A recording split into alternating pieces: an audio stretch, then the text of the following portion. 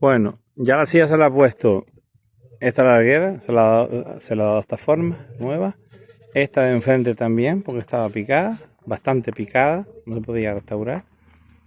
Esto aquí está empastado. Todo esto ya tiene veneno, está tratado. Y esto lo estoy empezando a empastar. Y aquí.